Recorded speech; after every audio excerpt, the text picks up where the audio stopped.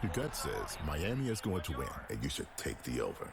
Your gut also said your NFT selfies would only go up in value. They didn't. But your head is on SportsGrid and knows the QB is in concussion protocol. The backup has a 45 QBR against the zone coverage. The New York D has the most sacks in the league. So yeah, trust your head. It's smarter to be on SportsGrid. There is going to be an energy to game time decisions that you will feel night in and night out. We're going to go through every single thing, and I've got a great team behind me that's going to help me get the job done. I want this to be the place that people come to. We are going to hit every single one of those markets that you need to know about. There is not going to be a better place, I promise you, than Game Time Decisions. We will have everything at our disposal, and we will use that to our advantage. I'm Kevin Walsh. Tune into Game Time Decisions from 6 to 8 p.m. Eastern on SportsGrid.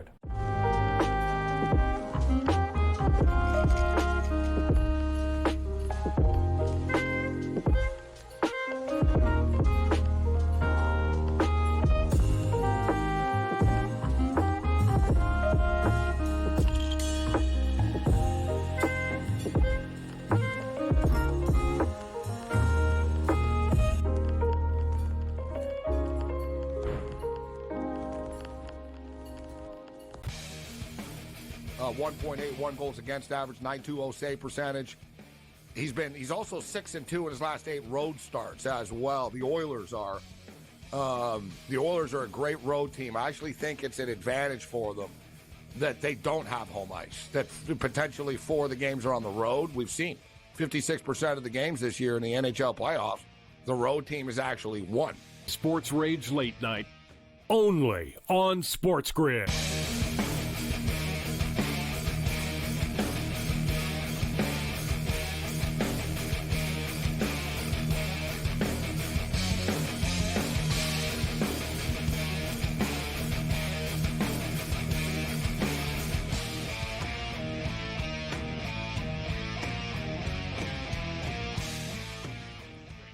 Let's roll. This is Sports Rage. I am Gabriel Morency, the Pips, the Players, the Hustlers, the people who bust them, and everybody else in between. Let's do this thing. The Twisted Tuesday has begun as we await the third period of play in Sunrise, Florida right now. The Stanley Cup is in the building, but so are the Edmonton Oilers so far. The Oilers have scored 4 goals. They're up 4-2 on the Florida Panthers.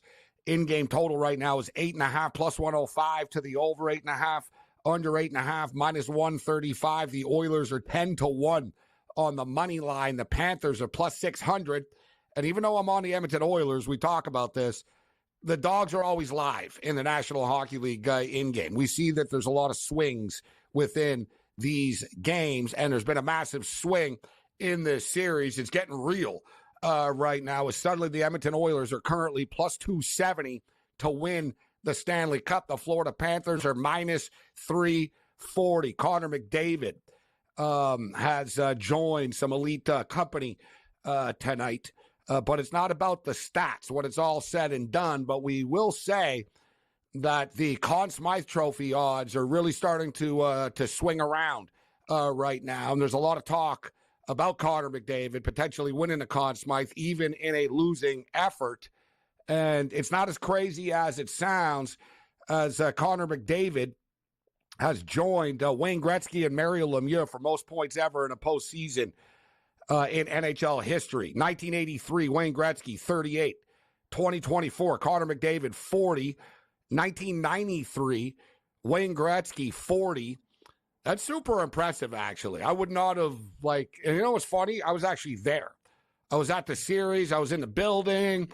1993, Los Angeles Kings, Montreal Canadiens, but really, Gretzky had 40 points during that playoff run. Wayne Gretzky, 1998, 43. Mario Lemieux, 44 at 91. Wayne Gretzky, 47. Gretzky holds the all-time record for most points ever in the playoffs with 47. Connor McDavid currently has 40. And we could have a couple of hockey games left, potentially. Maybe not. Maybe Florida comes back here in the third period of play. The Edmonton Oilers get better as series go on. We saw this against the Vancouver Canucks. We saw it against the Dallas Stars. Anybody that's been paying attention to the numbers knows Skinner is much better in games 5, 6, and 7 than he is in games 1 through 4 for whatever reason. The Oilers do get better as the series goes on. And pressure begins to build. And similar to the other night with the Panthers were more like worried about their party and their family and everything about winning the Stanley Cup. They were once again tonight. All right. It was right back to it about, and let's be real, before the game, everybody was just acting like the Oilers were done. Right, about, the Florida Panthers families and wives were talking about they don't want to have to go back to win the Cup like in Edmonton if they don't win tonight. It's like that's going to become the least of your problems about going back to Edmonton. You have to go back to Edmonton for a reason because you haven't won the Cup yet. So 4-2 right now at intermission. The Panthers plus 2.5 is minus 150. The Edmonton Oilers minus 2.5 is plus 120. I'm on the over 8.5. I missed out on the 7.5 at plus 130 because I looked at it, I liked it, and quite frankly, they scored so fast, I missed out. It was like goal. I was like, dear God, I missed out. I'm like, all right, I'll take the over 8.5. And then, of course, they didn't score for another like 5-6 minutes after that. But I would expect this third period to be pretty crazy, actually. Andrew McKinnon is going to step up and in. We'll get his in-game thoughts. The Rage Reddit Cam Stewart in the house, Sean Higgs, Rick Saratella. We have a full house. Unfortunately, we've got sad news, though, as well as the Say Hey Kid passes away. Willie Mays passes away. Some feel arguably the greatest baseball player ever to play the game. An all-around class act, ambassador to the sport. And, just an absolute icon, made like, the best catch in the history of the game. A 24-time All-Star. 24-time All-Star. And, one of these players larger than life, we can go over all of his accomplishments. They're almost like mind-blowing, like when you actually like go through everything that he actually did in a Major League Baseball career. But like I said, an even better person, started out with the Birmingham Black Barons in the Negro Leagues. And it's a little bit sad that finally now the Negro Leagues are starting to get a lot more recognized, and they were actually set to honor Willie in Birmingham, but obviously he was not in health. 93 years old, a hell of a run for Willie. But from a baseball standpoint, 24-time All-Star. That's right, 24-time All-Star. Right? From 1954 to 1973, he was an All-Star. All right, just point blank. People don't live that long, let alone play in the league that long, let alone be an All-Star that many times.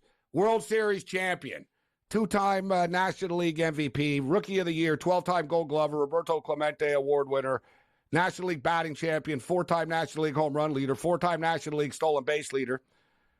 Hit 4 home runs in a game before. San Francisco Giants retired his number. New York Mets retired his number. And obviously he's in every Hall of Fame possible known to mankind.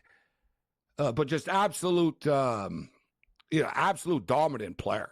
You look at his stats defensively, just everything that he did. Great multi-sport athlete as well. Came in a little bit after Jackie Robinson did. So, R.I.P. to the great Willie Mays. And we'll talk a little bit about him a little bit later on. I've been tweeting out some videos of him and stuff. There's a video of him from the Mets old-timers game. And at the time, he's 50 years old. Look at the catch. Like I said, look it up. I tweeted it out. Look at the catch that this guy made at 50 years old in an old-timers game. He nearly killed himself doing it. But he nearly killed himself making the catch. If you think back, too, there's been some pretty iconic figures that have passed away recently, and these things do always happen in threes. They really do. I know it's cliche, but it's true. But we had Bill Walton pass away. We had the actual logo of the NBA and Mr. Jerry West passing away. And now the great, the legendary, the iconic Willie Mays. And for the record, too, most like if you look up like who's the greatest baseball player ever, And I know we're in an era right now of launch angles and this and all that, but it's, every list is basically the same. Everyone will give it to Babe Ruth, and then it's Willie, number 2. Yet, a lot of people think that Willie's the greatest ever. Just point blank. That good, had that much of an impact on the game. So I look forward, like I said, this just hit like right now, like half an hour ago, whatever. As everyone's watching the Stanley Cup Finals. This just hit, but we'll post a bunch of videos and we'll discuss this. We'll get into this on Twitter, I'm sure, over the next couple of days. So speaking of Major League Baseball right now, the Rockies are rocking the Dodgers. It's 7-3. We're in the bottom of the 6th inning. Speaking of the Giants and Willie Mays, the Giants are losing right now to the Chicago Cubs 5-2. Tomorrow will be their first game, sort of knowing, right? It just happened tonight. We got a 5-4 game with the Rays and the Twins. They're in the top of the 5th inning right now, actually. So a lot of baseball left in that game. In-game total is 13.5. In-game total in the Dodger game is 15.5 right now. Brew Crew up 2-0 on the Halos, minus 340 on the money line. Total is 9.5 in this baseball game. You know what? I might jump in on the in-game under of that game. Under 9.5 in the Brew Crew and the Halos. 2-2. With the Royals and Athletics. So we'll track the Major League Baseball throughout the evening, but we're going to focus in on the third period of the Stanley Cup Finals as suddenly the series is getting real. We told you there's a lot of similarities going back to 1942 with the only comeback ever in the Stanley Cup Finals. The Oilers are taking a step closer right now. Hey, break.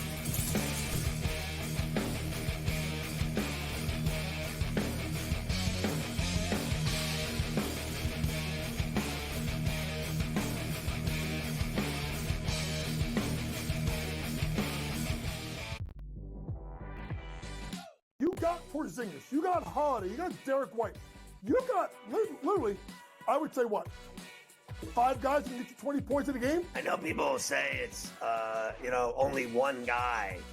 I don't believe that, Coach, that, one guy, those days are over, in my opinion. Like, a Bill Russell, a Wilt Chamberlain. Betting above the rim, only on SportsGrid.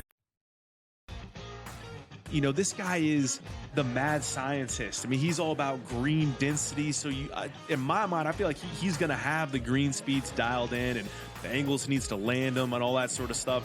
I feel like he's going to be a good spot and playing the course well. And he's going to be hitting less club into a lot of these par threes too. So I just, we're talking about using a live guy. I love Bryson this week. I'm riding with Bryson. Only on SportsGrid.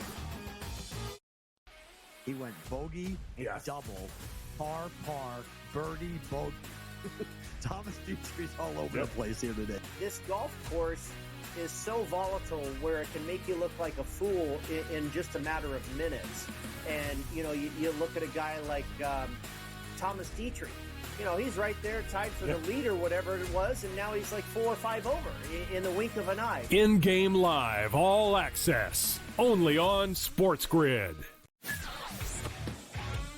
The 5s, the 10s, the 20s, and the 40s, and you've got a couple that I love here, including a guy who has been rock solid at majors in Tom Kim. Don't forget for a second that he finished top 5 when Phil won at Kiowa, and it's the same sort of sandy surface with push-up greens where there's a lot of awkward situational short game shots.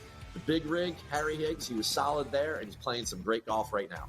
Pharrell Coast to Coast, only on SportsGrid.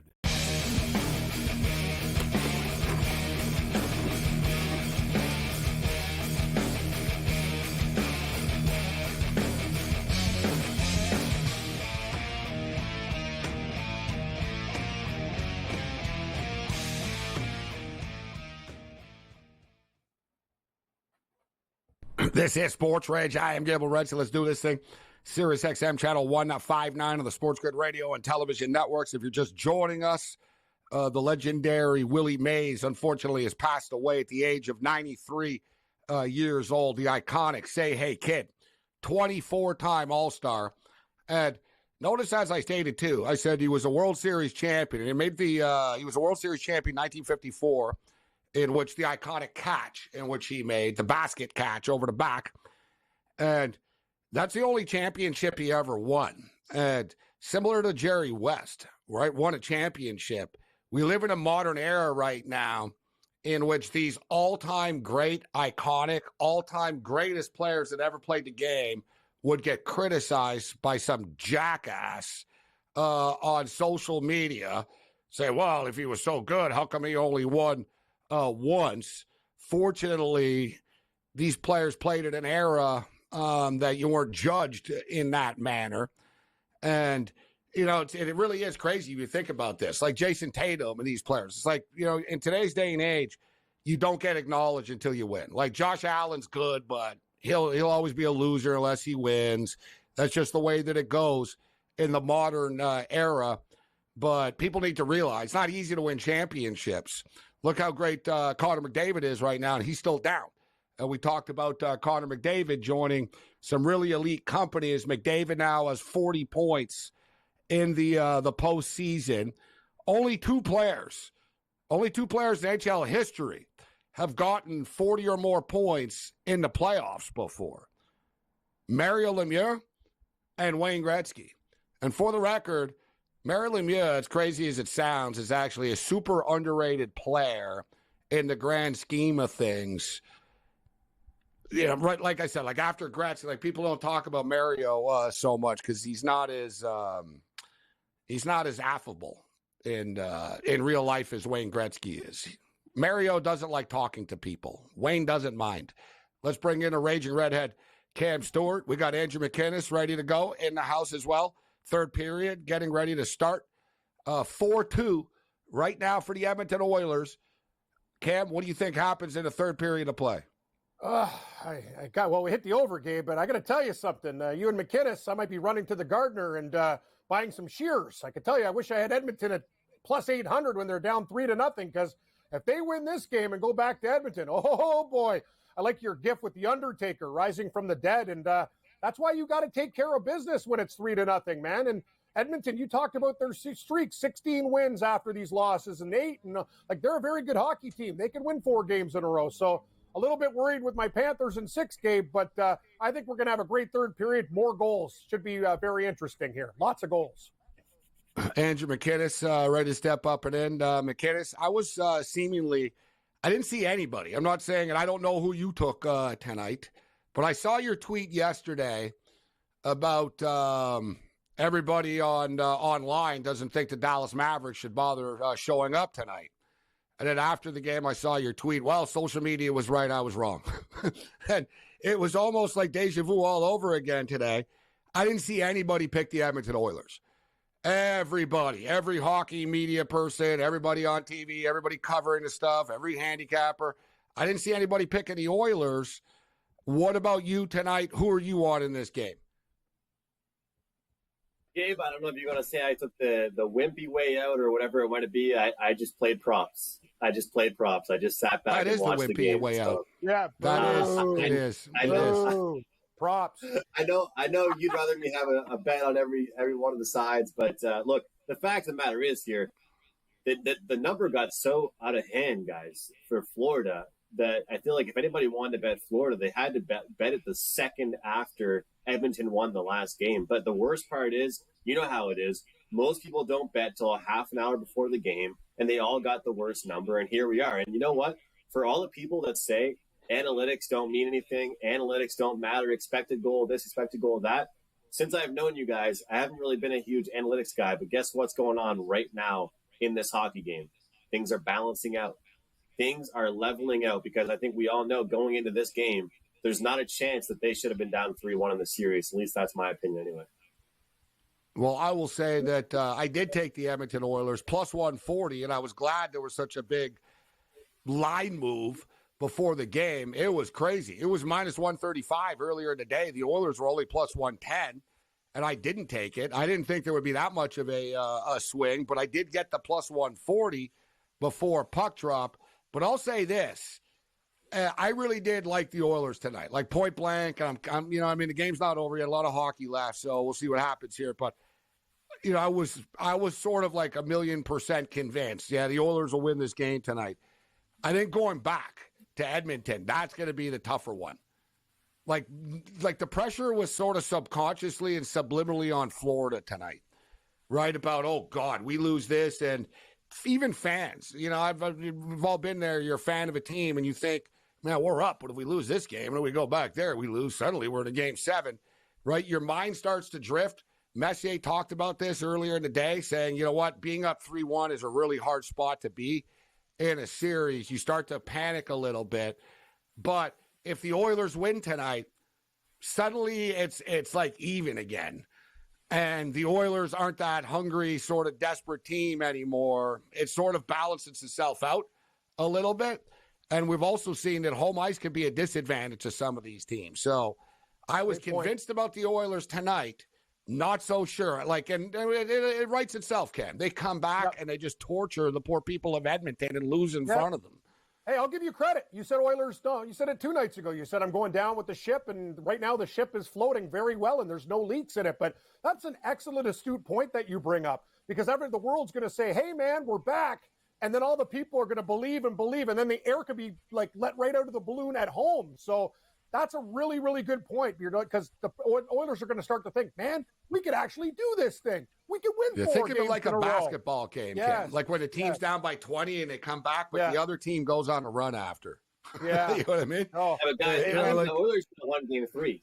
Game 3 belonged to the Oilers. I think they should have won both games at home. I think the Oilers could have certainly won both games at home. The Oilers had a bad 5-minute little spurt where the defense just fell apart, right?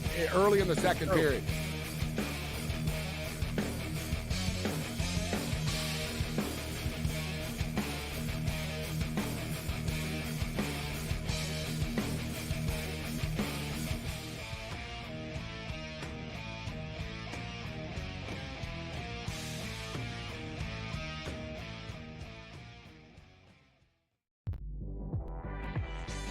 You got Porzingis, you got Holiday, you got Derek White, you got literally, I would say what, 5 guys can get you 20 points in a game? I know people will say it's, only one guy. I don't believe that, Coach, that, one guy, those days are over, in my opinion. Like, a Bill Russell, a Wilt Chamberlain. Betting above the rim. Only on SportsGrid. You know, this guy is the mad scientist. I mean, he's all about green density. So in my mind, I feel like he's going to have the green speeds dialed in, and the angles he needs to land them and all that sort of stuff. I feel like he's going to be a good spot and playing the course well. And he's going to be hitting less club into a lot of these par 3s too. So I just, we're talking about using a live guy. I love Bryson this week. I'm riding with Bryson. Only on SportsGrid. He went bogey and double, par, birdie, bogey. Thomas Dietrich's all over the place here today. This golf course is so volatile where it can make you look like a fool in just a matter of minutes. And, you look at a guy like Thomas Dietrich. He's right there tied for the lead or whatever it was, and now he's like 4 or 5 over in the wink of an eye. In-game live, all access. Only on SportsGrid. The 5s, the 10s, the 20s, and the 40s, and you've got a couple that I love here, including a guy who has been rock solid at majors in Tom Kim. Don't forget for a second that he finished top 5 when Phil won at Kiowa, and it's the same sort of sandy surface with push-up greens where there's a lot of awkward situational short game shots. The big rig, Harry Higgs, he was solid there, and he's playing some great golf right now. Pharrell Coast to Coast, only on SportsGrid.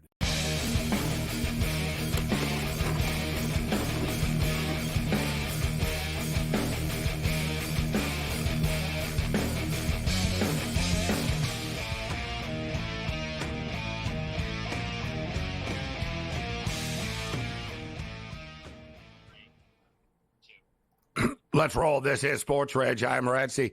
The Florida Panthers have scored. It's 4-3. Unlike the NBA playoffs, the NHL playoffs actually are competitive, and there's some drama. And we've got big-time drama right now. 4-3, 15 minutes left. The Panthers are right back in the game. Their fans are all standing up. They're all fired up. They're back and engaged in this game right now. Very dangerous spot for the Edmonton Oilers to be in. I said this, I tweeted it out in the last period. I thought he should have called a timeout just to slow things down a little bit. Hockey coaches always call timeout when there's like 4 seconds left and they drop some stupid play. It's like, all right, you need to win the face-off and get it back here. And like, it's like, coach, like, dude, you should have done this like 8 minutes ago. Like, you know what I mean? So right. They never, you have the timeout. It doesn't mean it's only at the end of the game, Cam. Just say, whoa, hey.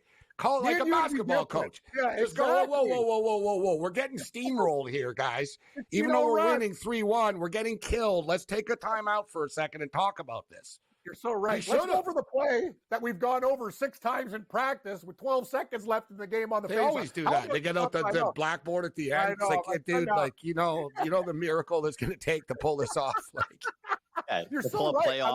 We've talked about this. Hockey coaches. Yeah, the minute you start to feel things slip, timeout. You had a 3-0 lead. Talkin did it once, I think, with the Canucks. He was old school. He got upset once in the middle of a game and called timeout. You'll see it, McInnes, with some of the smarter, older coaches will do it mid-game. Someone else did it, too.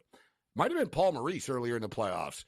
But same thing. Like, it's like basketball. You see, like, good college basketball coaches, NBA coaches just stand there. But you call a timeout. Stop the other team from getting momentum. Calling timeout just doesn't mean with 8 seconds left in a game, like I said. It should be used to stop momentum. Yeah, the only thing is, Gabe, I saw your tweet. It was 3-1, so I feel like if you call it after they score 1 goal, you're really hitting the panic button there. But I do agree with you. When they get all momentum, you need to call it. So maybe not then, right? If they would have called it then, they wouldn't have had their timeout at the point, right? So you need to kind of have it still. You don't want to waste it at the midway point of the second period, right? Waste what? The hockey timeout's the stupidest thing in the world. It's the useless thing ever. Most people don't even use it, Cam. Like, no one even uses it. I love it. Am I allowed to disagree? Am I allowed to disagree? No, you're allowed to. That's why I love you, McInnes. You're allowed. Don, disagree. I get it. But the problem is, when they whip out the blackboard, it's like, dude, we've gone over this play 30 times in practice. And the thing is, hockey's one of those games where sometimes you mentally check out for a bit and you see what happens when you do. Stop it right there. You put an end to it. Wake up. Let's go. Now the Panthers are going on the power play. Here we go. I agree with Gabe on this one. Like, enough of the chalkboard. Like, just you got to figure it out, man. When you feel things switch, that's when you call the timeout. Like any other sport. Somewhere in between, Cam. Somewhere in between. I like when I saw his tweet initially, I was like, you know what? I like that. But then I realized I was like, wait, there's like 14 minutes to go in the second period. Because that's a little bit early. You know what I mean? It's not like the NBA where you get a half timeout, full timeout every single quarter. You might. I get it. You need to use it wisely, but this is ridiculous now. I think that's about the time. You had a 3-0 lead that was evaporating. When it becomes a 1-goal game, the tide is completely turned. The Panthers started to dominate for like a prolonged period of time. I would have called timeout, but it is what it is. We'll see if this mighty timeout, McInnes, comes into play later with the Oilers. Oh, we need our timeout for later. Let's see. Maybe I'll eat my words, Cam. Maybe I'll eat my words. I'll apologize to the world, and I'll say McInnes is right. If Knobloch draws up some play late, and they use the timeout and it works somehow, I'll eat my words. I'll eat my words, hey, guys. Gabe. Usually it's me and you. I mean, usually it's you and McInnes, Gabe. It's me in the party shirt versus you tonight, McInnes. Love the shirt, by the way, Gabe. I told you, the only guys who can pull off the party shirt, fat guys in Morency. That's that's the one you walk into the party and say, let's drink. When you walk in with that. This is a nice one. I've got flashier ones, too. Yeah, I like it. But yeah, we're ready. We're ready for summer. Especially a BC That Lions. is a summer shirt. Nice. You got to get a fedora with it. Like, hey, how you doing, guys? Just whip it. You know what? Yeah. That is a fedora shirt. That's a fedora type shirt right there for sure. Yep. But guess what, guys? Either way, timeout in the first period, timeout in the third period. No timeout was stopping this choke job. They need to get a stop. They need to kill this penalty. I don't care when the timeout was called. They need a goal. They need a goal. And look, what, did Florida screw up and do something after? Because they're both in the box. It's a 4-on-4. Yep, 4-4. No power play. Didn't see that one. When we were going to the break, it was supposed to be a power. Looked like it was going to be a power play. Maybe Edmonton baited Florida in or something. Florida's been decent in this 4-on-4 stuff. You got to be careful, though.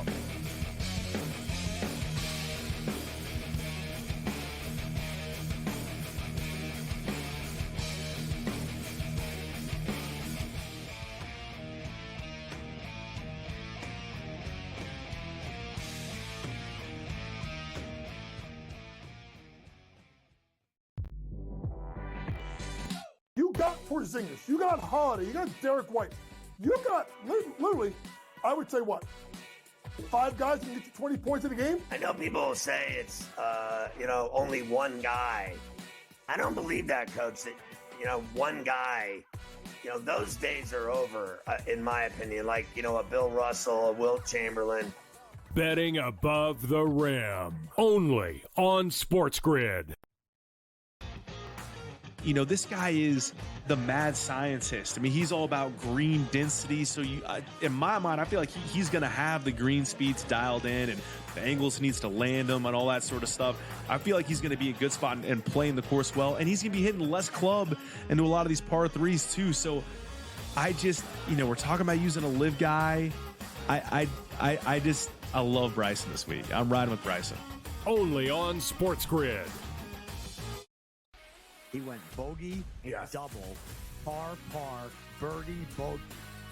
Thomas Dietrich's all over the place here today. This golf course is so volatile where it can make you look like a fool in just a matter of minutes.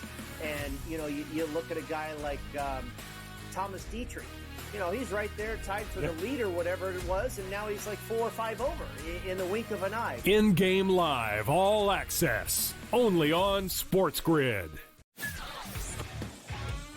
The 5s, the 10s, the 20s, and the 40s, and you've got a couple that I love here, including a guy who has been rock solid at majors in Tom Kim. Don't forget for a second that he finished top 5 when Phil won at Kiowa, and it's the same sort of sandy surface with push-up greens where there's a lot of awkward situational short game shots. The big rig, Harry Higgs, he was solid there, and he's playing some great golf right now. Pharrell Coast to Coast, only on SportsGrid.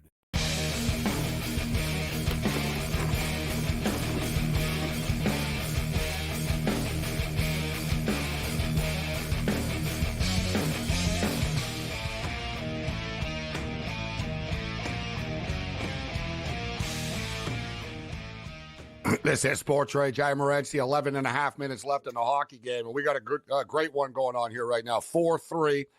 The Edmonton Oilers are trying to hang on, but the Panthers are dominating play, and they have been for the last 10, 15 minutes or so. This game is getting very, very physical right now. That should not be a penalty, and I don't think it is, actually. I don't know why they even stopped the play. Somebody just got lit up and flipped over on the Panthers, but it was legal. Look, here's Holloway goes in. What happened? Did the puck go out of play? I think so. Yeah, look. Buddy on the Panthers took a nice tumble there. If you'll notice, as the series is going on right now, the Panthers aren't winning all the one-on-one battles anymore. And the Oilers' speed is starting to show up a little bit. And there was a sequence earlier in the game, and I told them, if I was in the room, not that they listen to me and they're smarter than I am, but the Panthers block all these shots and stuff all the time. Make them pay for it. Seriously. And there was a couple of sequences earlier. I loved it. Bouchard just blasted one and really, really hurt Reinhart with it. And it's all right, you guys want to be a man and block these shots, fine, but it's going to add up, taking these 102-mile-an-hour pucks off your you know what I mean? Off your shin and the shoulder and everything. And you're going to start to think twice about it as the series goes on. And I thought Edmonton were doing a good job. If you remember earlier, Cam, CeCe came in, bro. He just ripped one, and he shot high, head level. It hit went right over the crossbar, and the puck bounced back to him, and he just violently teed it up at the net again. And it's definitely by design. Like I said, it's fast, and it's as well. Make the Panthers pay a little bit. You know what I'm saying? If you're gonna block shots, all right, fine, but you're gonna get hurt doing it. And it's sort of like wearing teams out. You'll wear them out as the series goes on as well. They'll start to slow down because they're going to have welts all over their bodies. A very, very good point. As for Cody CeCe, he should get an award for one of the best comeback players of the year. This guy is literally a cast-off from the Leafs, from the Ottawa Senators. He played for the Penguins. Nobody wants this guy. And you know what? It's nice to see him actually doing some important things. He's healthy scratch. He comes back in games. Guy deserves a lot of credit, right, McInnes? He's hit or miss. He's a warrior. Yeah, I know. I'm just saying, though, this guy used to be a healthy scratch all the time, and now he's at least getting ice time in the Stanley Cup Finals. So I'll give him credit for that. That's tough. Well, it's an old saying with defensemen, if you can't notice them, they're having a pretty good game, right? He's one of those defensemen that's not making mistakes. He's not really an offensive defenseman. And to Gabe's point about guys just letting the clap bomb go, he has been shooting it as hard as he possibly can whenever he gets it. It's all he really has in his bag, really. That's pretty much what he has, is a hard shot. But mistake-free hockey is what he's been doing. The Oilers defensemen have been very good tonight, actually. Early in the game, just decisive. They got the puck out of the zone. They played the body. They didn't get pinned up against the boards. One thing, and we'll give Knobloch credit, too. He's adjusted well as these series have gone on. All right, well, I want to get into some CFL football with McInnes, but it's 4-3 right now. The Panthers are plus 310 to win the hockey game. The total is 8.5, guys, minus 160. I'm an idiot. I missed out on the 7.5 in game. Whatever it was, I don't know, it was 3-1 or whatever. I'm like, oh, the floodgates are going to open. And it happened so fast, I couldn't get it in. I was like getting ready to log in for the show, and boom, there was a goal. Next thing I knew, there was another one. And I was like, oh, I missed out on the 7.5 plus 130. And now, like a loser, I got to lay 165 with over 8.5. But I did, and that's ironically the number right now, minus 160, over 8.5. I am expecting there to be a couple of goals before this game is done. McInnes, what's your opinion on the in-game here? Look, I've been waiting for a time to jump in on the in-game under, and I'm still waiting for the time where I'm comfortable doing so. That should probably tell you all there is to say. But, I mean, at this point, Gabe, I just feel like at some point it has to slow down. I really don't think that the Oilers are going to continue to push the pace as much as we want them to, as much as for me, supporting the Oilers tonight as a fan. They're going to sit back at some point and just try to hang on. What's the price, Gabe, for this game to go to overtime? That'd be fitting. That'd be a tell good you what, one, if it goes to overtime, this is the bet, Cam. If you think it's going to go to overtime, take the Panthers. Because if it goes to overtime, they'll win in overtime after. Yeah. You can double that up. Take the Panthers to win in overtime, but to go to overtime, it is plus 240 right now. Reasonable. Yeah, I gotta take a look at this one. Think about this. The 9 minutes left here. Yeah, I kind of. I'm going to tell you what's going to happen. It's going to be a 5-3 final score, and it's just to screw me because of the 8.5 that I bet. Even though I'm on Edmonton, I could just see like 8.5 was a bit much. But look, Florida scores, it automatically hits. So we'll see what happens here. There's still a lot of hockey left. Not to mention, we will have a potential goalie pulled, McInnes. Right? Maurice is going to have to get aggressive here too. Here's one. Oilers plus a half goal in the third period line, plus 130. Because if you think that there's going to be more goals, so you need one more from the Oilers. Yeah. Right? Chances are they need one more. They're losing a period 1-0. Yeah, correct. Yeah. They could hold on very well. They could very well hold on. That's why I'm kind of leaning towards just the under. But if you like the over, I feel like that's a decent bet unless you just think the Panthers come back. I hope they don't. I want to see the crazy-ass atmosphere on Friday night. Plus, I need to win the bet. Oh, my God. They nearly just scored the Panthers. I think this was going to happen. We're going to see it get as sweaty as it possibly can, and then it's going to come down to like the final 55 seconds, and we see an empty net goal. I think we're going to have to see the Oilers buckle down. They've scored the magic number. They've scored 4. You give up 4, you do not deserve to move on and go to game 6. You give up more. You can't give up 4. If I'm the Oilers, look, they have a 3-on-2 right here. If I'm the Oilers, you need a goal.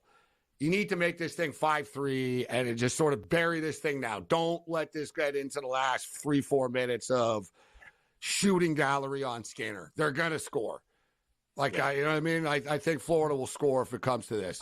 If I'm Edmonton, but you're selling my overtime pick pretty good, Gabe. You and McInnes think, hey, a little 4-4 action there could be interesting. I'm trying to will the Oilers into scoring a damn goal right now. That's what I'm trying to do. I don't know why I think it's going to work. Yeah, I don't know. Nothing works for me, so I just need a quick goal by the Oilers, and then I need an empty netter after. I don't want to go into this 4-3 thing. Like I said, it's going to end up. Oh, God. What just happened here? Who's this? I think it's a penalty on Florida. It's on Edmonton. Here's a question. You're right. You're right. Yeah, there you go. Penalty on Florida. You're correct. Why are the odds different for the plus a half goal in the third period for the Oilers versus the minus 1.5? I don't know. Because isn't that pretty much the same bet? Or what am I missing here? No. I feel like I'm missing something. God, the Panthers came close. When you see the replay here, Bennett, man, like it was right. It was right there. But now the Oilers are going to be going on the power play. Who got tripped? Somebody got tripped here. Vogel, I there think. it is. Or no, it was Connor Brown. Yeah. It was Connor Brown, I think. Connor Brown it's Fogel. You were right. That guy's Fogel. been amazing. Fogel, Connor Brown has played a they great both have hockey the beards. game tonight. Yeah, they both have. Kulikov. Yes. Edmonton? I should be on their team. It's all red beards. Every single guy's got a healthy red beard. It's amazing. I don't know why Buddy on the Panthers was complaining. It's like, bro, like it was a blatant trip. Like it was right in front of everybody. Everybody saw it. Here's the chance for the Oilers. Bury one here. Make it 5-3. Make it 5-3, and let's send this thing back to Edmonton. Like I said, that place will be a zoo, except, like I said, man, it's because it was a zoo in here tonight to start the game, too. That home ice stuff can backfire at times. And like I said, if the Oilers are able to win this game, man, it's going to be really tough for them. Put it this way, if the Oilers win Game 6 on Friday, they're going to beat them in 7. I think that's how it goes down. Or the Panthers, that's my pick, McKinnis. The Panthers either win on Friday night or the Oilers will beat them in 7 on Monday night.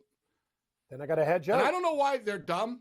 They give them another 3 days off here in between now, but then after there's only the 2-day off thing, right? You know, they stretch it out forever.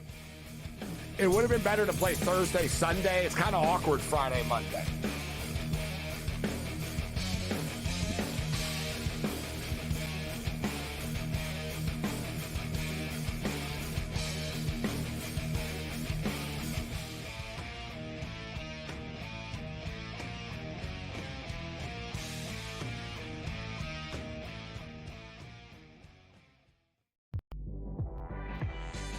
You got Porzingis, you got Holiday, you got Derek White, you got literally, I would say what, 5 guys that can get you 20 points in a game? I know people will say it's, only one guy. I don't believe that, Coach, that, one guy, those days are over, in my opinion. Like, a Bill Russell, a Wilt Chamberlain. Betting above the rim. Only on SportsGrid. This guy is the mad scientist. I mean, he's all about green density. So in my mind, I feel like he's going to have the green speeds dialed in and the angles he needs to land them and all that sort of stuff. I feel like he's going to be a good spot and playing the course well. And he's going to be hitting less club into a lot of these par threes too. So I just, we're talking about using a live guy. I love Bryson this week. I'm riding with Bryson. Only on SportsGrid. He went bogey and double, par, birdie, bogey. Thomas Dietrich's all over the place here today. This golf course is so volatile where it can make you look like a fool in just a matter of minutes. And, you look at a guy like Thomas Dietrich. He's right there tied for the lead or whatever it was, and now he's like 4 or 5 over in the wink of an eye. In-game live, all access. Only on SportsGrid. The 5s, the 10s, the 20s, and the 40s, and you've got a couple that I love here, including a guy who has been rock solid at majors in Tom Kim. Don't forget for a second that he finished top 5 when Phil won at Kiowa, and it's the same sort of sandy surface with push-up greens where there's a lot of awkward situational short game shots. The big rig, Harry Higgs, he was solid there, and he's playing some great golf right now. Pharrell Coast to Coast. Only on SportsGrid.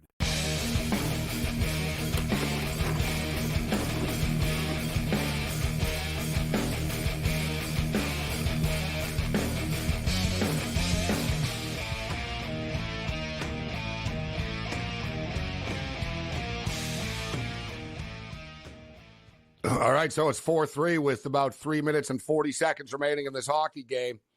As I stated, I got a little sloppy with the in game. I should have gotten in on that 7.5. I missed out on it. Maybe it doesn't even get to that, actually, so I'm not going to cry about that yet. But I don't think it's going to the 8.5 is going to hit unless the Florida Panthers score.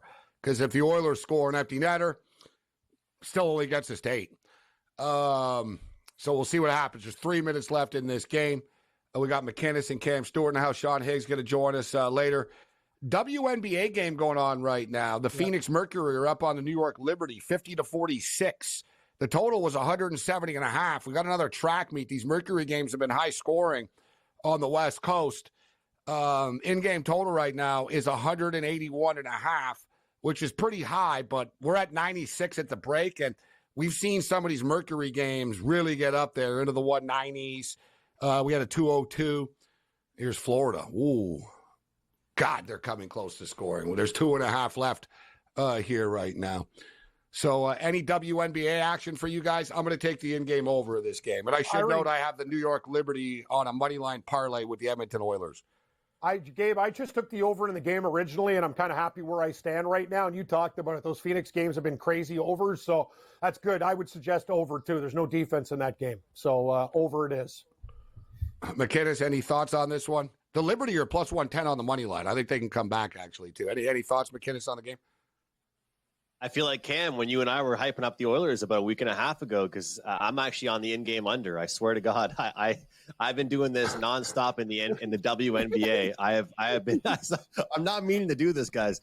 I've been doing this all the time. WNBA. What's your number? WNBA, I think it's 181 or something like that. I mean, these middles are unbelievable what you can get. It's unbelievable what you can get. I mean, guys, it's like the CFL with live betting. Markets have no idea what they're doing. And so you can literally get an over 166 and an under 185 in the exact same game. You just do not really see that happen in all kinds of other leagues. You really don't. So whenever I see a WNBA game like that, especially these two teams, I get it. It's going crazy, but we are getting the absolute worst of it right now at this point. I got to go the other way. Fair enough. No, I can't argue with the math sense of it, hitting the lower number. There are wild swings with this. The odds makers are having a hard time with some of the WNBA game totals. They're a lot higher than they used to be. And, the common number now is like 166, 167. We're seeing even higher numbers now. The Aces and Liberty the other night was 172, and it closed at 174. And I think it actually ironically got to 173. So it's another thing. The numbers are pretty sharp. The Aces after a loss, a straight-up loss, which we've seen more of that this season than in the past, because I've gotten more into WNBA. The Aces to the over and their team total over, undefeated this season off a loss. It's almost an automatic bet for me at this point. When they lose a game, check to see their opponent, how they're doing recently, but that next game's going over the total. Right now, their problem is not their offense. It's actually their defense, this Aces team. 2 minutes left in the hockey game. The puck is in Edmonton's zone, 2:25 to be exact, and they pulled the goalie. So wow. He pulled it pretty soon. Like he didn't play around. Nope. I had to turn mine off because Gabe's commentary was 5 seconds ahead of me, so I just turned my screen off. I'm banking on Gabe. Gabe, I need you. You're Bob Cole tonight, buddy. I need you for me. Well, I'm legally not allowed to do the play-by-play as well as I could. I have to sort of be on a delay for legal rights purposes. But I can tell you, dear God, I can't tell you that the Florida Panthers pulled the goalie. They had the puck in Edmonton's zone, but they really didn't get anything going. Edmonton did a good job of just sort of, battling. Here come Florida again, right into the zone, though. Big save, Skinner. Big save, Skinner. Skinner stepped up large tonight. Florida now, I think 33 shots on goal to 23. So there's a $1:38 left with the empty net. 4-3 in this game. I'm going to get screwed over for this, the 8.5 here, I think, but we could have. I look forward to seeing the updated number. And, dude, the Oilers are starting to get back in this thing. And it's one of these deals where we sort of missed the best number when they were down 3-0. But with that being stated, I think if the Oilers win Game 6, they're going to win Game 7. Like, the Panthers need to win Game 6. Otherwise, this series is done. The Oilers are going to win. So you just take the Oilers to win the series if you're taking the Oilers in the next game. Right? Yeah. I wouldn't look for any sort of zigzag. Game. Even if you want the Oilers, taking series. That's smart. And then because I had Florida, and if this game goes to Game 7, I'd be an idiot not to hedge because I've had 3 goals. I got to wait. And say they lose Game 7, I'm sitting there going, oh my God, this team blew a 3-0 lead. So I got to do the math, Gabe. But I'm not hedging until Game 7. So we'll see what happens. But you got it. If you like Edmonton, you got to take the series price. What was the series price when they're down 3-0? Over 8-1, right? What was it? Like 10-1. I thought it was 7-1 this morning. I'm pretty sure. So that was only 3-1. Yeah, it was 10. It was 10-1. It's fair. They were like 17-1. The Panthers. The Celtics were a little bit bigger favorites because they were bigger favorites in the series to begin with than the Panthers were. But as I was saying, the Oilers are now plus 280. I think if they win on Friday, they're going to win the series. So might as well pull the trigger. You still get a nice plus 280. And then conversely, they've already adjusted massively on this. Dear God, Edmonton could have finished this. This is always the kiss of death when a team doesn't score the empty net when they should have. I sort of just looked down for a second. I don't know who it was that just missed on Edmonton. He was freaking right in front of the net. Oh, yeah, that's right. Yeah, that was crazy. So many times in the playoffs you see this where a team misses an empty net that they should have buried and the other team scores after. But this is how real it's getting, McKinnis. Connor McDavid's plus 150 to win the Conn Smythe right now. I was just about to ask you guys if you saw any lines pop up there. Yeah, Barkov minus 105, McDavid plus 150, Bobrovsky's popped all the way back up to plus 375. Guys, he was Yep, exactly. He was minus 500. He was minus 500 2 games ago. If you like Florida, just bet Barkov because Bobrovsky can't win this now, Gabe. He's given up 4 freaking goals again. He got pulled the last game. He cannot win. Doesn't matter. Even a shutout the next game, he probably won't get it. Like, say it happens. Like, he's done. Connor McDavid could win this even in a losing. I would take Connor McDavid over Barkov at plus 150. I wouldn't take Barkov.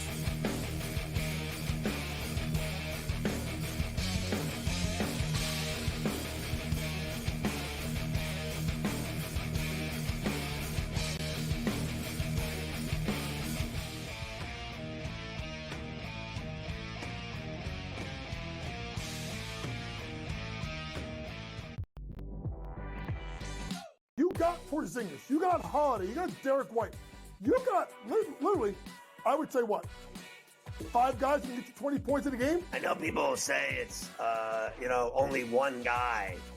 I don't believe that, Coach, that, one guy, those days are over, in my opinion. Like, a Bill Russell, a Wilt Chamberlain.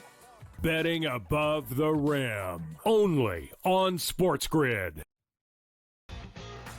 This guy is the mad scientist. I mean, he's all about green density. So in my mind, I feel like he's going to have the green speeds dialed in and the angles he needs to land them and all that sort of stuff. I feel like he's going to be a good spot and playing the course well. And he's going to be hitting less club into a lot of these par threes too. So I just, we're talking about using a live guy. I love Bryson this week. I'm riding with Bryson. Only on SportsGrid. He went bogey, double, par, birdie, bogey.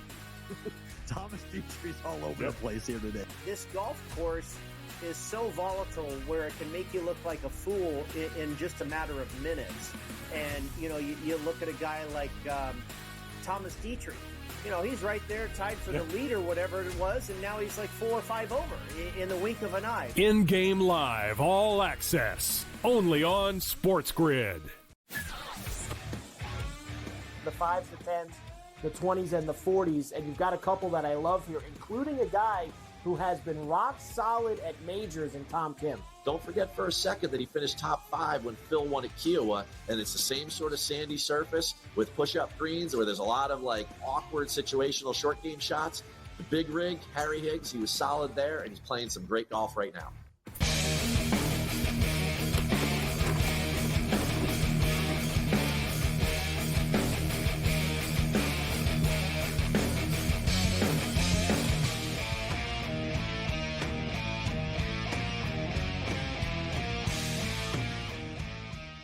And we're going back to Edmonton, Alberta. Game 6, Friday night. The Edmonton Oilers win 5-3. The media hates it too, Gabe. We had a guy on Coast to Coast today, Pharrell's buddy who does the Panther stuff. He's like, yeah, all the media, they got caught in Calgary. It took us 30 hours to get there. God, I hate getting Edmonton. Like, these guys are all bitching and complaining about because Edmonton's so hard to get to, some of these reporters. Oh, yeah. So, yeah, a lot of angry media types. Enjoy it Friday, boys. Not the best flight path, Cam? Not the best flight path to get there. Horrible flight path. Tough place to get to. Well, even the teams, actually, the Edmonton Oilers, after they lost the second game, they didn't tell them. They had to stop in Kansas City to get gas for the plane. So, like, they left. They left, and, like, they lost. You're down 2-0. It's the middle of the night. It's not even a direct flight. Even for the charter, they had to refuel. But so did the Florida Panthers. I think the Panthers did in North Dakota on the way to Edmonton. It's so long, their team planes can't fly, like, directly. They need to, like, stop and refuel. Pretty crazy. And Connor McDavid's exact quote after the game the other night was, "We're going to drag them back to Alberta." And they did. That became their theme. They put it up in the room. They wrote it on the wall, drag them back to Alberta. And that's exactly what they did. It wasn't pretty at the end, but they dragged them back to Alberta.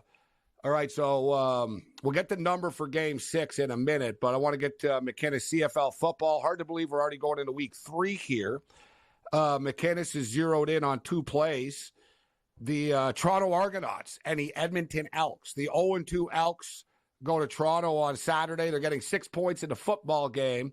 You're taking a look at the first half of this game. What's your play, McKinnis? Steve, I do want to thank the Elks for covering for me. The back door was open for them, but that was at home. That's when they were +6 last week. But this, to me, is a different spot. I am buying in to the bye week here for the Toronto Argonauts. I still think they're undervalued. I think Cameron Dukes is serviceable. They're a great defensive team. They will pressure the quarterback. Bethel Thompson made 2 big mistakes last week, and I think that we're going to see an Argos team come out hot in the first half. First road game for the Elks of the season. Give me the Argos, not full game, but we're going to go first half -3 to come off to a huge start to begin this game. Last week, Hamilton and Saskatchewan was a trendy play to the over. Everybody was talking about liking the over of this game going into it. It really opened up. It's a Rough Rider thing. These Rough Rider games get crazy in the second half all the time, like clockwork. It really is just like amazing how their games get crazy all the time late. But now it's a rematch. An early season rematch, playing back-to-back Hamilton and Saskatchewan. What are you doing with this game, McKinnis? Gabe, one of my favorite angles to look for in the CFL, and we're getting it early in the season, is pretty much taking the opposite of what we saw in the first half of a back-to-back, whether it's taking the team that lost against the spread in the second part or the under if the game went over. And I think that the under is a really good bet here, under 50.5, Hamilton, Saskatchewan. We saw so many penalties for Saskatchewan that just gifted first down after first down after first down for Hamilton. We saw a plus 300-yard night for Bo Levi Mitchell, and they still cannot win. I think both teams try and run the ball a lot more. I think both teams are a lot more disciplined with their penalties. I think we see more field goals in that game. So I get it. Nobody likes to bet unders. Hamilton's a big-time over team, but that number is too high for me. Hold your nose. Take the under in that one. And I saw here Italy or Iran, USA, Italy, Poland. And I was sort of thinking, oh, he's got some Euro Cup soccer picks for us. But no, you got volleyball picks for us? Some international volleyball? Amazing. Yeah. Amazing. Yeah, this is VNL. This is Nation League's volleyball here. And look, you've got Iran versus USA. And here's the thing. You got to lay some chalk here, close to -140 across most books. Every book should offer this here with Nations League. The season kind of just kicked off again over the past few weeks. We're taking +2.5 sets for Iran. And this is the thing. You look at USA. They are a powerhouse. They're a respectable team as far as the men's game. But they don't win a lot of 3 straight sets. They usually give up 1 at least. And this Iranian team as well, they don't get swept. You know, they're not really at the top of the rankings either. But this, to me, we're betting on a team to not get swept is what we're doing here. And it seems to me the U.S. seems to always take a set off, or they're about to finish one off. Usually it's the the second one, then they drop it. I also like Italy and Poland over 173.5. Italy and Poland, guys, 2 of the top class volleyball teams in the world. To me, this has 4 or 5 sets written all over it. If we get 4 close sets, that gets us over with the math over 173.5. Great insight, McKinnis. Nobody is giving us the 5 Nations volleyball picks. Great stuff. Andrew McKinnis. Wow.